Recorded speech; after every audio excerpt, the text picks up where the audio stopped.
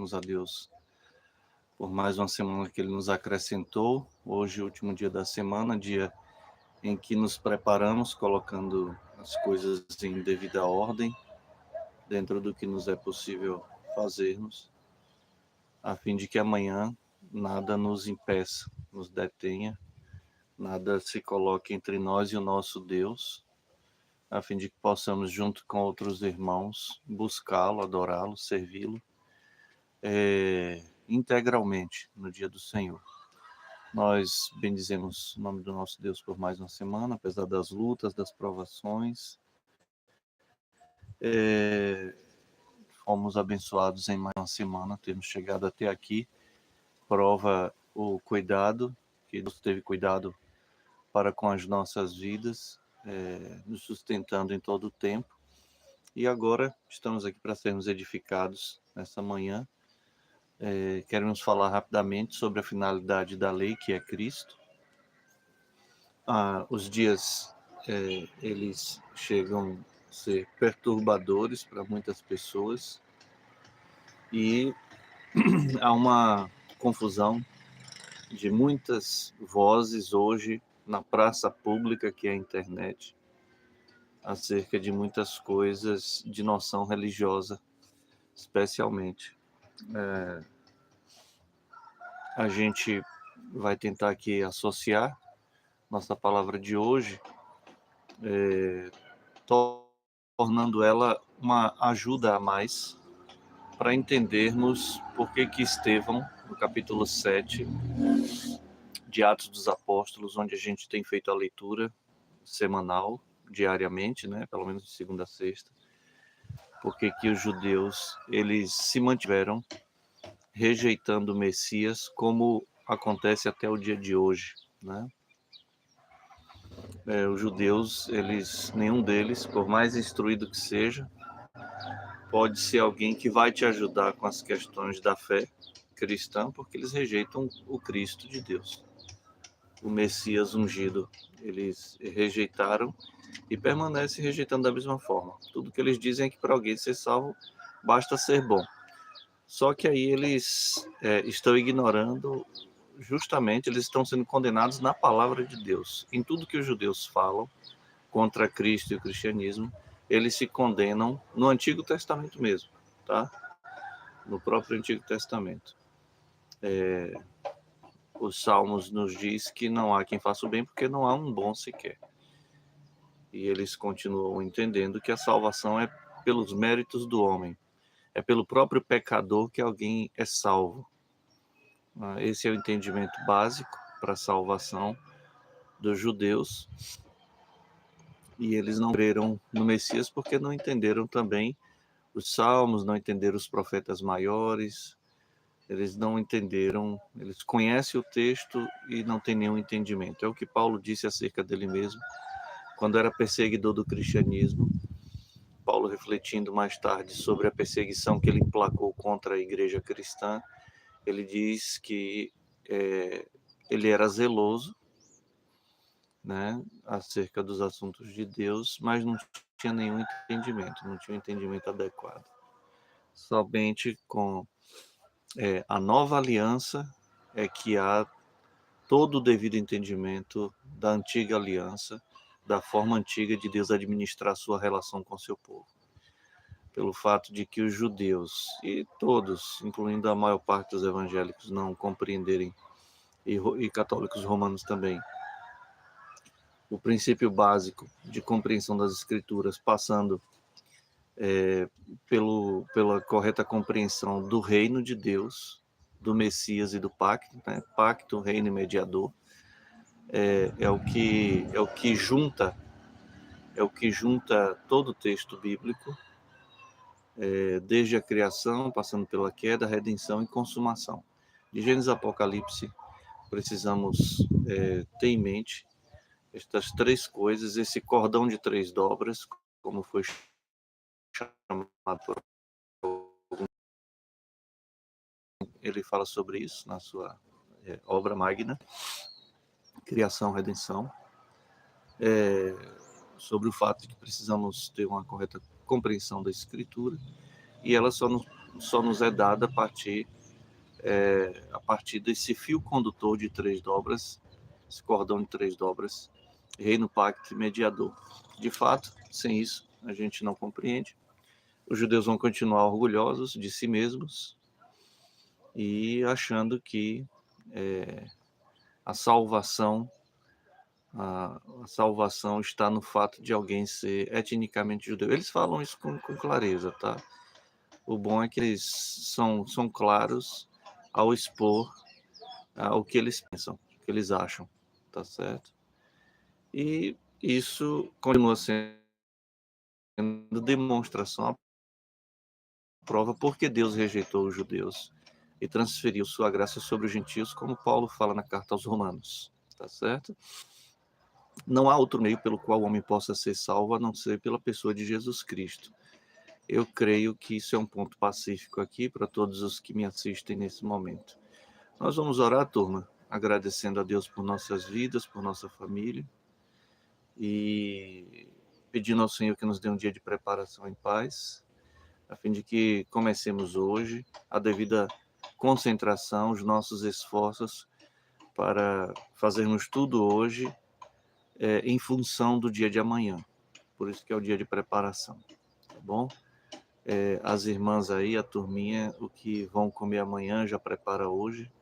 Amanhã só esquenta no momento das refeições, tá bom? Amanhã é dia de não termos nada que se interponha entre nós e o nosso Deus. Amanhã, como diziam os pais puritanos, é o dia da feira da alma, onde, segundo a Escritura, nós vamos até o Senhor comprar dele sem preço e sem dinheiro, porque é pela graça, é de graça, pela graça, como Paulo diz, né? Sendo redundante. Nós vamos orar, e aí eu vou ler apenas um versículo. Eu pensei em vários textos bíblicos para a gente abordar esse assunto, o próprio texto clássico, né? Porque o fim da lei é Cristo para a justiça de todo que crê, e a explicação justiça que vem pela fé no Filho de Deus. Não vem de nós mesmos, tá certo? Eu só vou ler aqui o verso 33 de Jeremias 31. Ezequiel também é importante, Isaías é importante, os profetas maiores foram 4 que escreveram 5 livros, né? Então, Isaías, Jeremias, Lamentações, Jeremias, Ezequiel, Daniel, tá bom? Basta aí uma leitura dos livros de Isaías, Jeremias e Ezequiel, e pensando sempre nos Salmos, que aí a gente tem uma compreensão de que o Antigo Testamento nos mantém na linha da promessa de Gênesis 3,15, o descendente da mulher, até chegarmos em Gálatas 4,4, quando Paulo fala que na plenitude do tempo veio o nascido de mulher, tá certo? Ou Efésios 1,10, nele, em Cristo, Deus fez convergir todas as coisas dos céus e da terra, tá certo? Ele é o ponto, como disse Hermann Doiver, maior filósofo de toda a história da filosofia e o maior cristão, né? É o nosso Logos, né? Cristo é o ponto arquimediano com o qual nós podemos mover o mundo, né?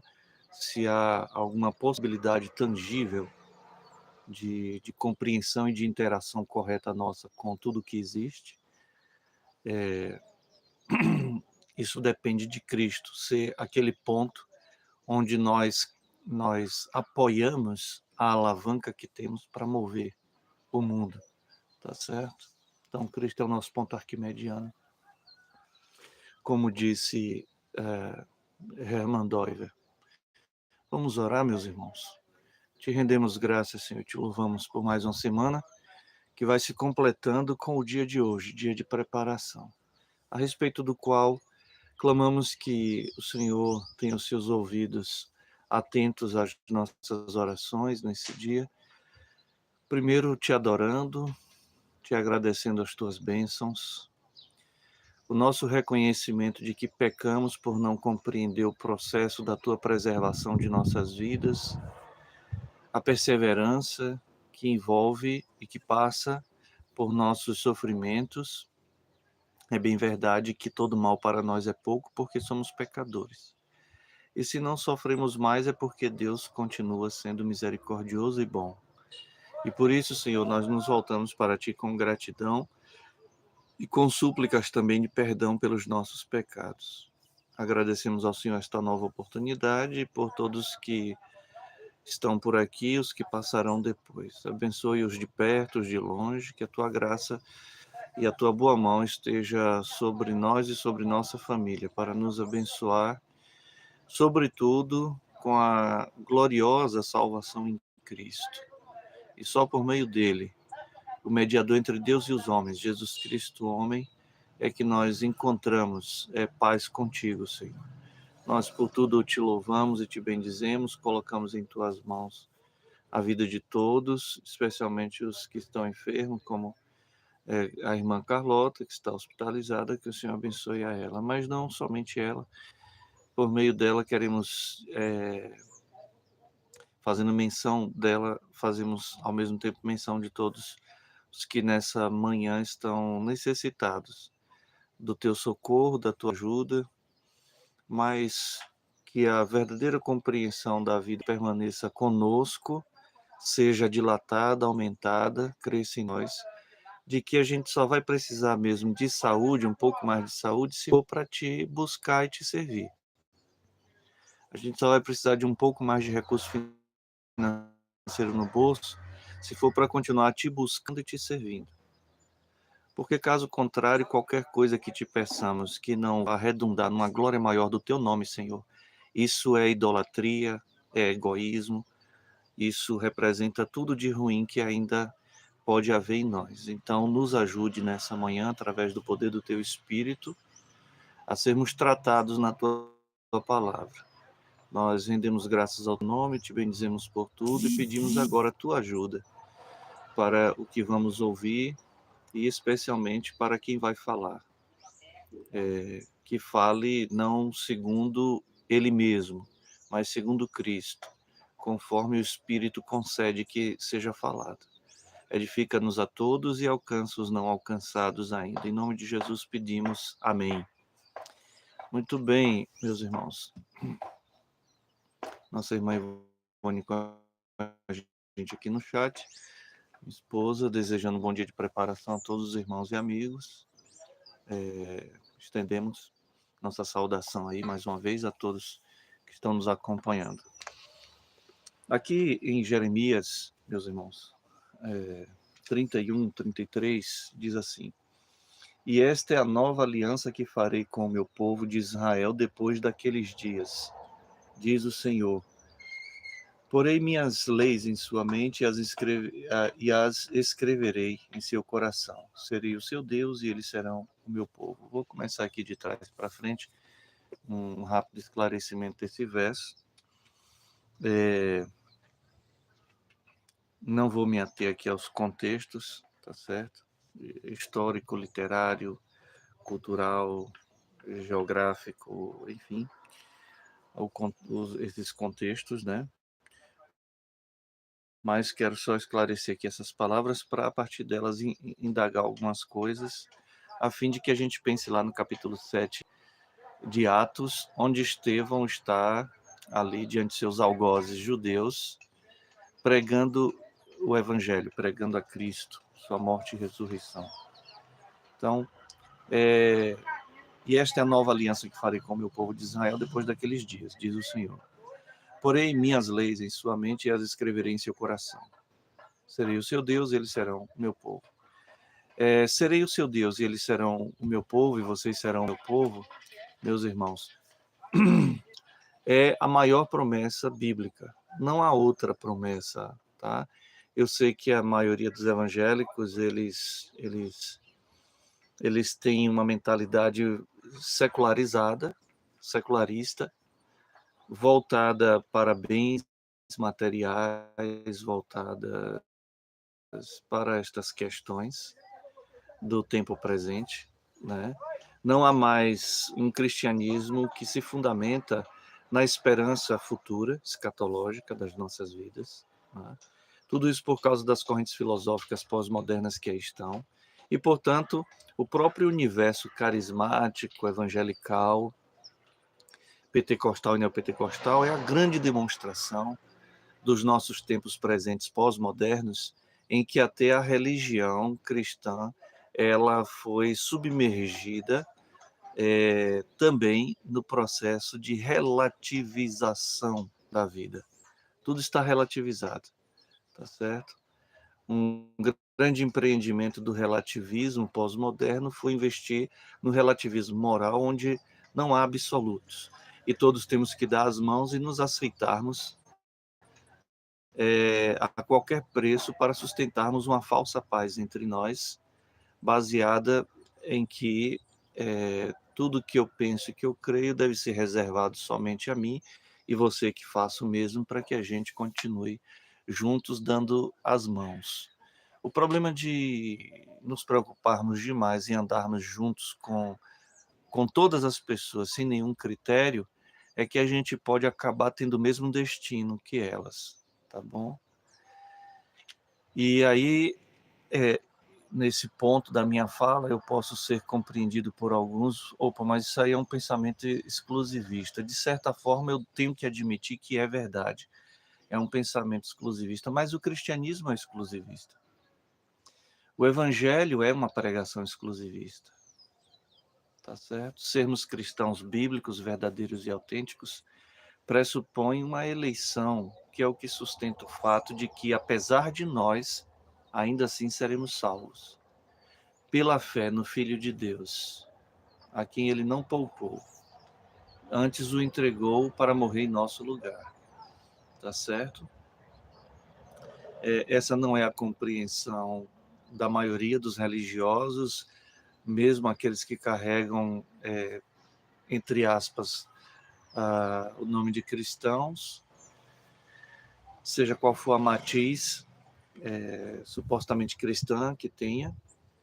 Isso não faz parte de outras religiões, incluindo, basicamente, principalmente, o judaísmo. Esse é o cadafalso, esse é o calcanhar de Aquiles do judaísmo, tá? O judeu acha que o judaísmo salva. O cristianismo, eles pensam que os cristãos acreditam também que o cristianismo salva. Não, quem salva é Cristo, porque Cristo é o Messias prometido e dado em dois momentos, como os profetas vaticinaram no passado. Mas os judeus, como eu tenho insistido, eles conhecem todos os escritos da Taná, todos os escritos do Antigo Testamento. Eles não reconhecem o que é exatamente que o Antigo Testamento está mostrando, apontando, identificando, aludindo, tá certo? Morrer somente na promessa sem o cumprimento é nadar e morrer na praia, né? E o grande ponto de ignorância do judaísmo a respeito da salvação do homem em Cristo Jesus se dá pelo fato de que também eles não compreenderam as 70 semanas dos judeus. Eles vão tentar dar uma explicação literária para isso, tá certo? Perdão, literária não, literal para isso. Sim, existe a explicação literal para isso, apontando para a realidade maior do que a literalidade das 70 semanas nos contam. 70 semanas judeus, são semanas escatológicas, e eu acho que isso aqui não tem dificuldade para todos nós aceitarmos, tá certo? O que não é possível sem Cristo, o que não é possível sem a luz, que é Cristo, é termos a revelação. Meus irmãos, compreendam. Deus se revelou primeiro na natureza, na obra da criação. Salmo 19, de 1 a 6. Mas a luz que esclarece, a luz que revela este fato, ela se tornou ausente no homem quando o homem se escravizou ao pecado e passou a viver em trevas. Em trevas ninguém enxerga nada, porque lhe falta a luz. E Jesus é a luz dos homens, segundo João do Evangelho, apontando o que é que Deus disse por meio de Moisés no verso 3 de Gênesis 1. Haja luz e houve luz, a luz era boa, a luz veio para que houvesse separação entre luz e trevas, entre dia e noite. Só depois, terceiro, quarto dia, se não estou enganado, quarto dia, é que Deus cria os luminares, os astros, tá? Mas aquela luz não é parte, naquele momento, da criação, embora apontasse o fato do Messias vir como criatura, como homem, como nós, com a diferença de que ele era a semente da mulher e não a semente do homem. Todos nós nascemos semente do homem, mas somente Jesus veio como semente da vida, semente da mulher. E aqui eu vou ser concordado pelos judeus, porque eles têm essa visão, não feminista, mas uma visão, para sermos justos com os judeus, uma visão feminina, da superioridade feminina em relação à vida. À vida. Somos gestados no ventre de uma mulher, e são em seus seios que nós nos amamentamos para sobreviver e estarmos imunes a muita coisa. Então há um reconhecimento devido da mulher, certo? Tanto para o judaísmo, quanto principalmente para o cristianismo bíblico, tá bom? Veja, dentro dessa questão da clareza da verdade, precisamos dessa luz. Sendo Cristo a luz, e esta luz não sendo tomada para nós, não fazendo parte da nossa vida, permaneceremos em trevas. Então, como é que a gente vai compreender para onde o Antigo Testamento, que é promessa e não cumprimento, caminhou? Né? Se eu não entendo a promessa, eu não reconhecerei o cumprimento, irmãos. É simples. O fato eu vou fazer como expressão numérica, vou fazer o inverso. O fato de não compreender a promessa depõe em favor também do fato negativo de que não entendi o que estava prometido. Tá? Aliás, não compreender o cumprimento depõe em favor do fato de que não compreendi a promessa. Tá bom? É por isso que ainda se aguarda, né, o advento. Hoje a gente aguarda a parousia, a volta de Cristo, porque ele já veio. E quando ele veio, ele não veio naquela visão dos discípulos de Jesus em Atos capítulo 1. É nesse tempo, Senhor, que restaurarás o reino a Israel. Ora, eles então não tinham entendido o fato do advento, o fato da encarnação. Eles compreenderiam isso logo depois. A partir de logo depois, eles passariam a compreender profundamente estas questões. Mas por quê? Porque o espírito da revelação, o espírito vivificador, o espírito da própria lei, quando viesse, e ele veio, ele já habitava nos crentes antes de Cristo, porque senão não tinha redenção, não tinha regeneração.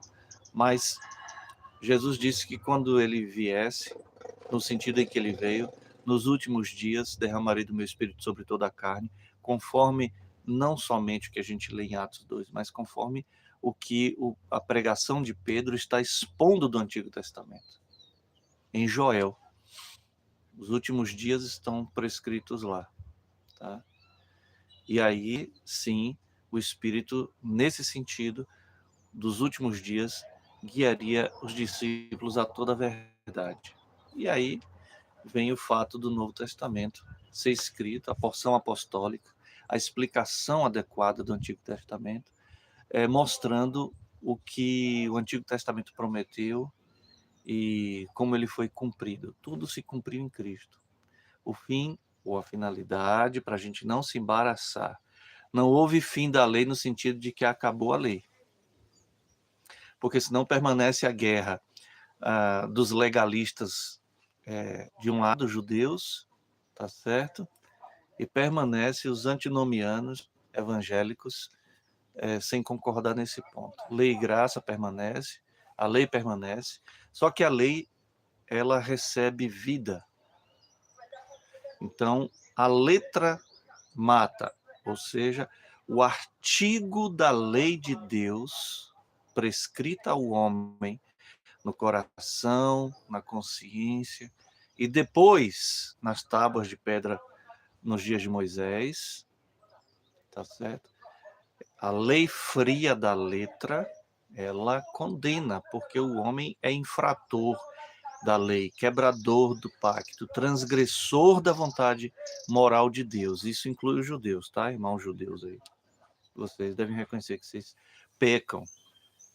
E se vocês pecam, ou quebram o pacto, ou quebra a aliança, ou quebra a lei de Deus, ou quebra artigos dos 10 mandamentos, isso significa que você nunca vai ser salvo, já que você está esperando ser salvo pela lei. Isso é legalismo. Tá certo? Então, o telos, a finalidade, o propósito, o cumprimento da lei é Cristo, está em Cristo. Para quem? Para qualquer pessoa? Não. Justiça aplicada a nós, imputada a nós, pela fé que temos, em que Jesus Cristo é o nosso substituto humano na cruz e na condenação. Por isso que sem pecar ele morreu. Se o salário do pecado é a morte, por que Cristo morreu se a pressuposição é que ele não pecou? Se a verdade é que ele não pecou, era justo que ele morresse? Sim. Aí mais uma falta de entendimento do Antigo Testamento. Isso fala a respeito do que ouvimos aqui na terça-feira à noite, está aqui no canal, a pregação no sobreiro, presbítero Fabrício também, pregando para a gente Salmo 49, se não estou enganado, mostrando isso. Há uma redenção, há um resgate, a lei do resgate está lá em Levítico também. E essa redenção, ou salvação, o resgate, ele acontece somente mediante, para que haja justiça e salvação. A justiça que promove a salvação do condenado é que haja um resgate com base na remissão. Remissão é derramamento de sangue. É pagar por uma vida com outra vida. É nesse sentido que Cristo é o nosso substituto. E na linguagem teológica do Antigo Testamento, ele é a nossa propiciação. Ele se tornou próprio em nosso lugar, como qualquer animalzinho inocente era levado pelo judeu no Antigo Testamento para ser sacrificado, para expiar com X, expiar, não é expiar com S, para fazer uma expiação que promova a justificação do devedor. A fim de que ele possa ser liberto, é necessário que uma vítima morra, uma vítima inocente morra no lugar dele. É a base da morte de Cristo por nós. É isso aí, a justificação pela fé, tá certo? Justificação, agora, não com base em animais mortos, mas justificação pela fé no Cordeiro Santo de Deus, que morreu pelos nossos pecados. Os judeus não compreenderam, não compreendem, não aceitaram, continuam não aceitando estas coisas.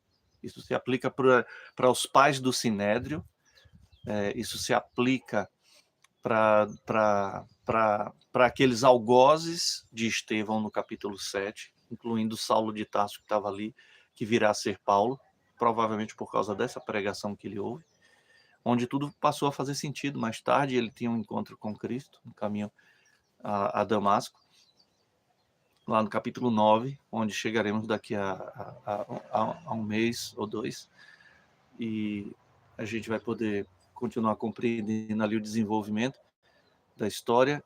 Foi assim, né, que é a nossa série semanal.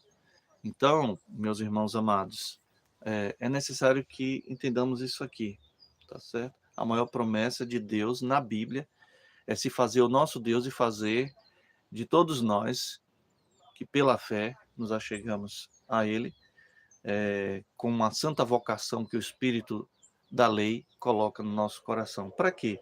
Como é que isso funciona? Uma curiosidade desse verso é quando Jeremias diz assim, e esta é a nova aliança. Nova aliança. Há uma aliança, mas a nova aliança que farei, tá certo? Não com vocês necessariamente, mas diz aqui, com o povo de Israel. Bom, mas já não existe uma aliança nesses dias aqui? E já não existia Israel aqui? Porque farei uma nova com o povo de Israel? Por que não diz logo com vocês? Né? Depois daqueles dias, não são nem esses, no caso, naquela época, né? Daqueles dias, né? Então veja, tudo aqui é profecia, né? E tudo aqui está numa linguagem promissória, está apontando lá adiante, tá certo? E quem disse foi o Senhor. E aí vem aqui as palavras do Senhor: porei minhas leis em sua mente. Mas já não está, já não estava. Os judeus, os israelitas étnicos já não se reputavam como aqueles que carregam no coração todo o tempo e na sua mente as leis de Deus, mas a promessa é que porei naquele Israel, depois daqueles dias, lá na nova aliança. Veja, eles não aceitam e não compreendem o Antigo Testamento, porque não aceitam e não compreendem o Novo Testamento, a porção apostólica da Bíblia. E o que é que Deus promete colocar em sua mente e escrever no seu coração? Né? A sua lei. Esta é a nova aliança que farei com o meu povo de Israel depois daqueles dias, diz o Senhor. Porei minhas leis em sua mente e as escreverei em seu coração. Aqui é um novo Israel espiritual. Tá certo, irmãos? E colocar na mente e no coração do novo Israel espiritual, que é a igreja, de todos os povos, tribos, línguas e nações, incluindo alguns poucos judeus eleitos por Deus antes da fundação do mundo, para serem o Israel espiritual, o Israel de verdade, o Israel segundo, não carne e sangue, mas segundo a promessa a partir de Isaac, feita a Abraão, nosso pai na fé, pai de todos os que creem. Abraão não é pai do povo judeu somente porque biologicamente é o pai étnico, tá certo? Mas é o pai espiritual, o pai na fé de todos nós os que cremos na promessa de Isaac. Qual é a promessa de Isaac? Cristo, o unigênito filho prometido, tá certo? E às vezes é pueril. Eu fiquei com vergonha de ver um rabino explicando rapidamente por que os judeus não aceitam Jesus como Messias. Gente, é muito fraco, é muito pueril aquilo ali, tá certo? É falacioso, ele não examinou as respostas para propor respostas. Ele é um, ele é um, ele é um papagaio de pirata sobre os ombros dos judeus, repetindo o que ouve, o que ouviu a vida toda. E aí faz o papel do tolo, que não examina todas as coisas, tá certo? O fato de alguém não aceitar Cristo como Deus pressupõe que ele não conhece a Deus e que ele não tem o verdadeiro Deus na sua vida. Porque Jesus é a imagem do Deus invisível, Jesus é a expressão exata do ser e da glória de Deus. Jesus é o cabeça de toda a criação, o primogênito de todas as coisas e o cabeça da igreja. Jesus é o verbo eterno que se encarnou. Jesus é a luz dos homens. Jesus é o bom pastor. Então, como é que a rejeição a Jesus Cristo pode gerar salvação, se não somente condenação? E mais do que isso, João, apóstolo judeu do primeiro século, ele escreve em uma de suas cartas: quem é o anticristo, senão aquele que nega que Jesus é Deus? Então, a aliança, a renovação, a nova aliança farei com o meu povo de Israel depois daqueles dias. Veja, aqui Deus está sendo claro através de Jeremias, mostrando o que vai acontecer lá na frente. Vocês deixarão de ser meu povo, essa aliança, esses pactos transitórios, eles cessarão, e virão dias os quais, após eles, porei minhas leis na mente daquele Israel, depois daqueles dias, e as escreverei em seu coração. E aí, a maior promessa da palavra de Deus dada pelo próprio Deus: serei o povo deles e eles serão o meu povo. Certo? Meus irmãos, temos uma dívida histórica com o povo judeu, né? Porque no começo de tudo, da nossa trajetória da redenção, Deus se revelou primeiro a Abraão,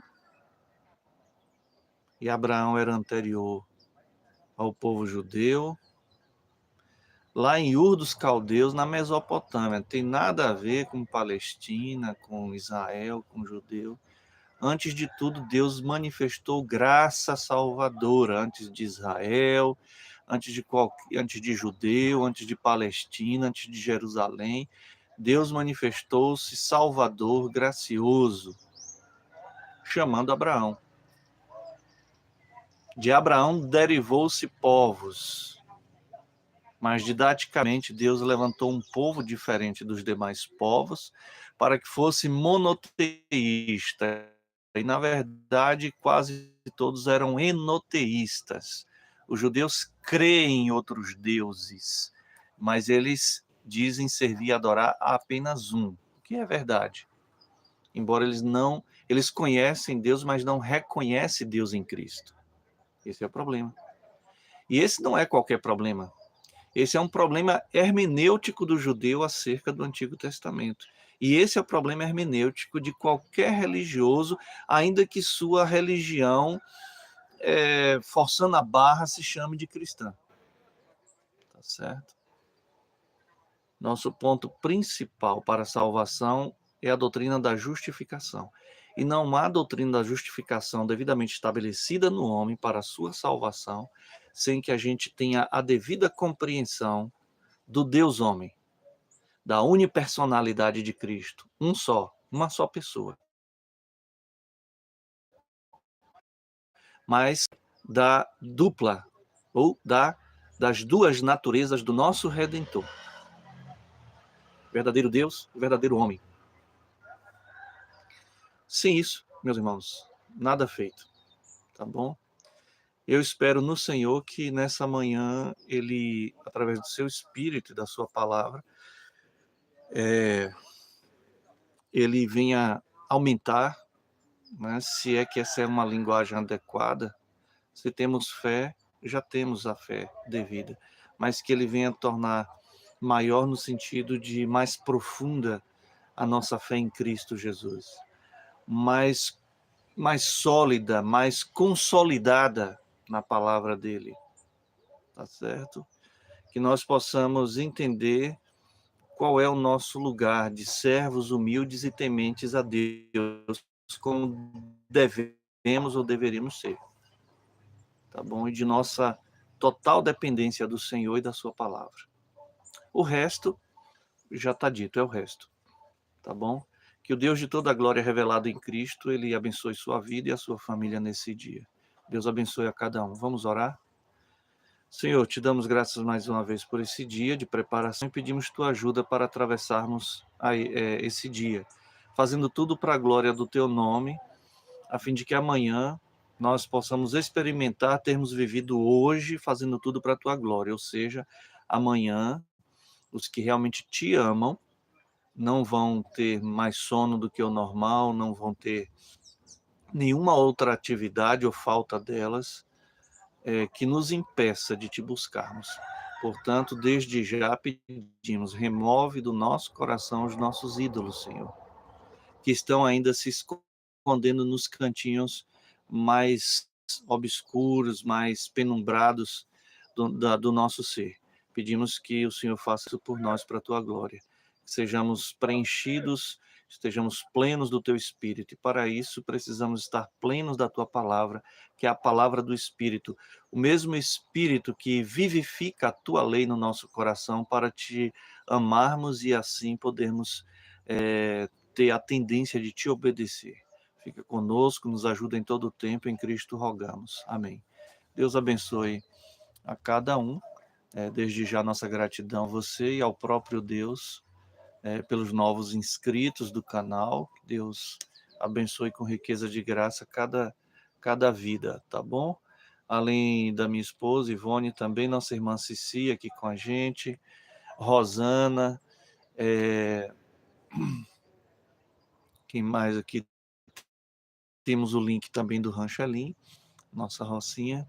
Deus abençoe a cada um de vocês, meus irmãos, ricamente, o lar de vocês. Tenhamos um dia de paz na presença do Senhor.